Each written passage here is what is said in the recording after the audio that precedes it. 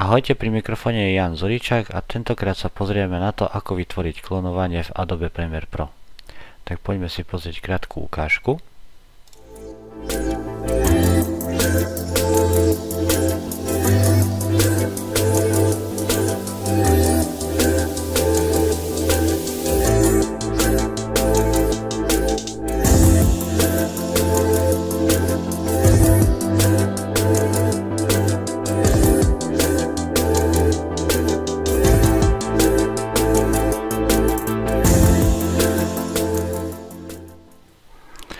OK, super. Tak poďme sa pozrieť na to, ako vytvoriť klonovanie.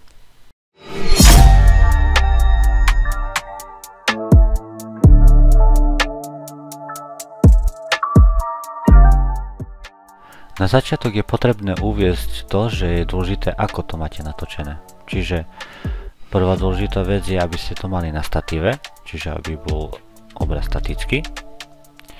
A druhá dôležitá vec je, aby keď budeme vytvárať klon, aby bola medzera medzi tým, ako tu sedím na ľavej strane, v strede a na pravej strane, aby tu bola medzera, aby sa nám potom následne neprekrýval obraz. A ďalšia, tretia dôležitá vec je, aby ste mali nastavené manuálne ostrenie.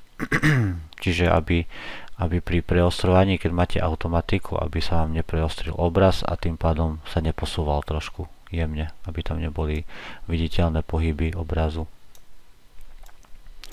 Tak, čiže ako prvý záber som si natočil prázdny gauč alebo sedačku. To mi bude slúžiť ako pozadie.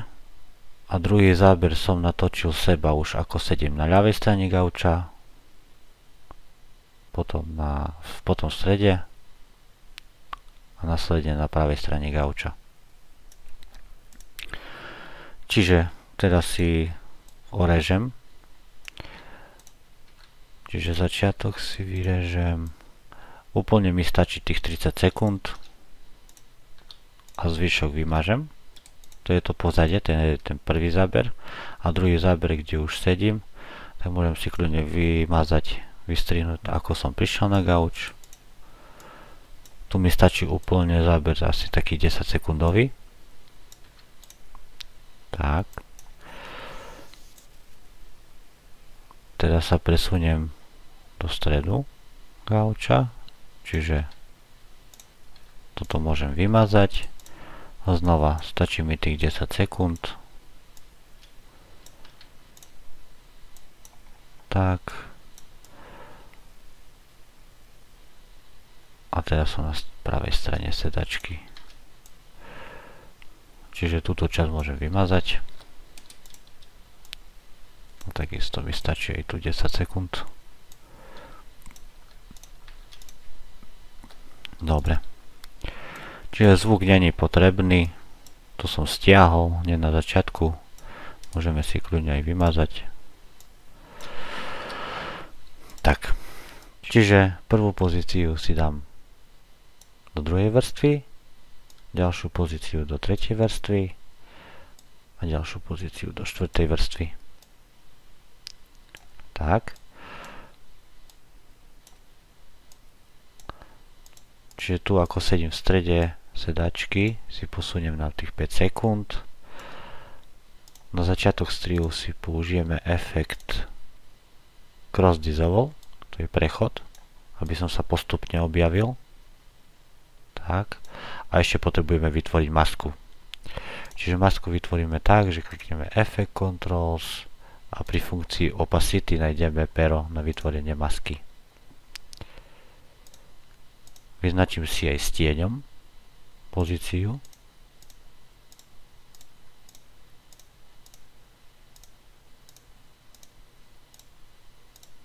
Tak.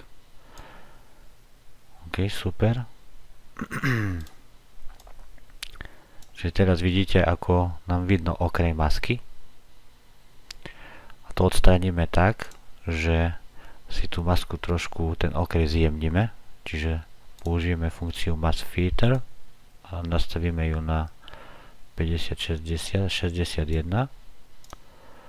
Tak, kliknem mimo a už ten okraj sa nám stratil. sa nám zjemnil. Na koniec strihu prvej pozície si dáme cross dissolve, tak aby som postupne sa vytratil. Tak. A to isté zopakujeme pri ďalšej vrstve. Čiže na začiatok strihu cross dissolve. Prídem a ešte vytvoríme si masku. Čiže kliknem na pero.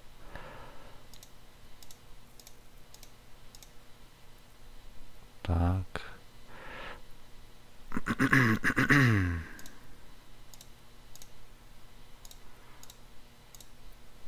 Tak, výborne.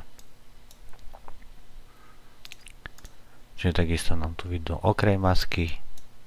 Čiže znova použijeme funkciu mask feeder a riešime to na tých 70-80.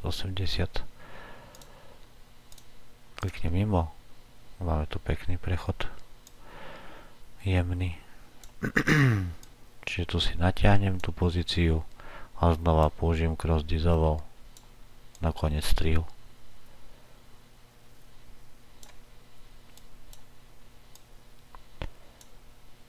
Tak.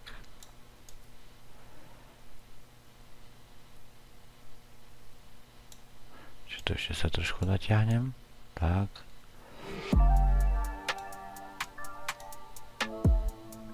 Tak. Čiže to nám úplne stačí. Takto.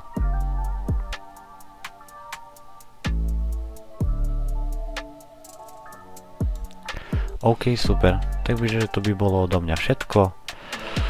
Majte sa.